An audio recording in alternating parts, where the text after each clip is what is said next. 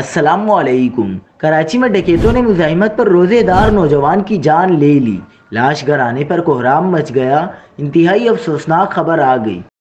کیا آپ حالات حاضرہ سے آگاہی حاصل کرنا چاہتے ہیں؟ خبر کے پیچھے چھپے اصل حقائق جاننا چاہتے ہیں تو ابھی سبسکرائب کیجئے ذیل مل پاکستان کو اور ساتھ ہی گھنٹی کے نشان پر کلک کر دیں۔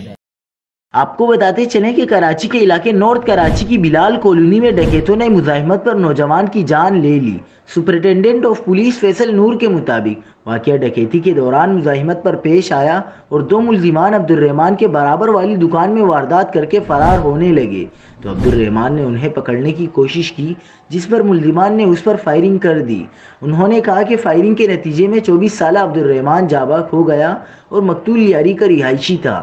ان کا کہنا تھا کہ واقعے سے متعلق مزید تحقیقات کا آغاز کر دیا گیا ہے۔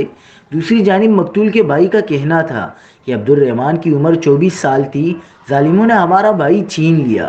جب تک قاتل گرفتار نہیں کیے جائیں گے ہم تدفین نہیں کریں گے۔